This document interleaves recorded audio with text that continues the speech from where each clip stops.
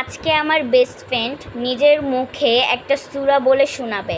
তো তার সূরাটা শুনে আপনারা সবাই মুগ্ধ হয়ে যাবেন। তাহলে আপনারা সবাই أعوذ بالله من الشيطان الرجيم بسم الله الرحمن الرحيم والسماء